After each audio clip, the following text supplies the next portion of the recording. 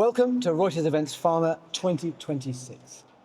With me is Bill Coyle, who is Managing Principal Europe ZS. Bill, thanks for joining us today. Thanks for having me. I'd like to dive in with what you call the new battleground. This is the space between approval and real-world use. Where do you think the biggest point of friction is in Europe today, and what should leaders be doing differently?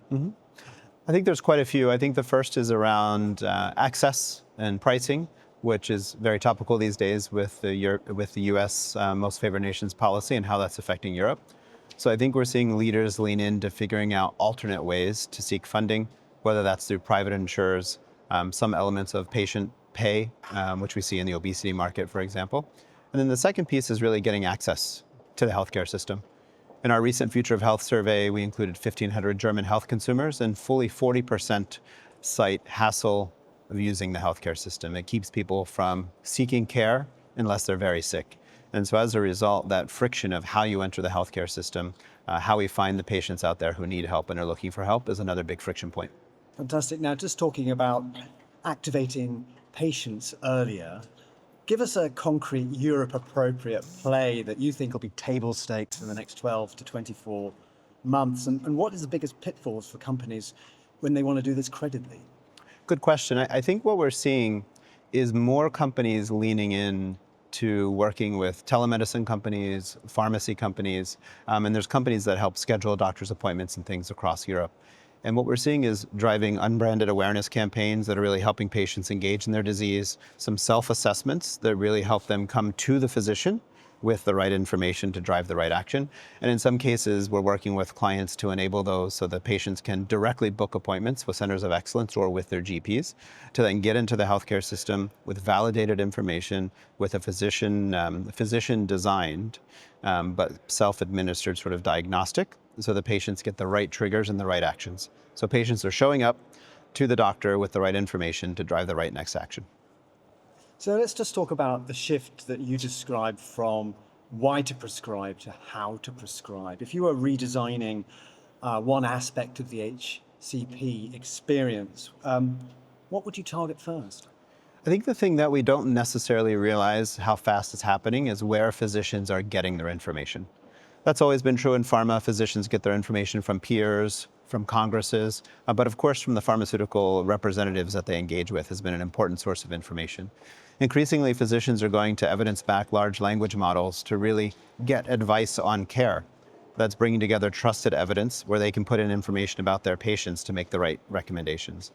And so as we think about physicians increasingly using these kinds of systems or AI-powered clinical decision support systems, we need to make sure our data, our information, our evidence, both clinical and real-world evidence, is available, consumed correctly, and showing up where it needs to, where the physicians are going, not just where we want them to be, in the office where we can talk to them. Great.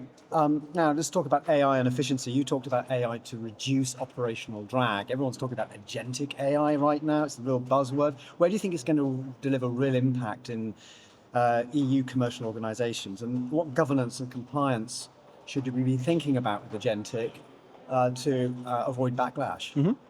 I think two areas we're seeing it very prominently is in sort of content generation and physician engagement.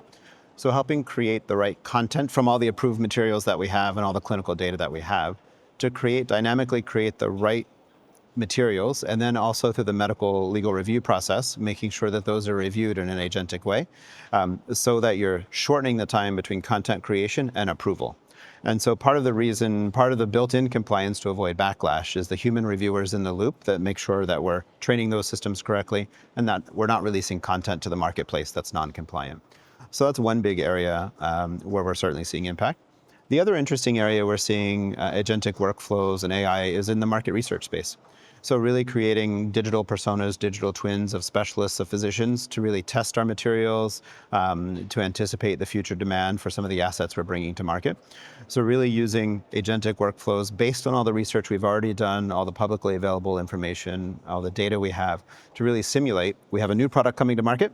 How will physicians adopt it? How will they use it? And that creates a lot of cost savings and time savings. Now, from a compliance perspective, that's a little less tricky because it's not really necessarily market facing. You're not engaging customers with it. But internally, the compliance to make sure it's strong, it's right, we're getting the right fact base. Fantastic. Now, China is rising as an innovation leader. if Europe becomes the first launch pad for assets developed in China, how do you think that's going to reshape competitive strategy for EU leaders? I think the interesting thing, if I put myself in the shoes of a European general manager for a major market, maybe 4 or 5 years from now, they're traditionally competing with the same manufacturers they've competed with in the past. Traditionally, the multinationals, and of course, emerging biotechs here and there, depending on the therapeutic category. But I think increasingly we may see Chinese-based headquarter companies using Europe as their really focus market to generate revenue, and therefore they may have a whole new competitive set, a whole new set of companies.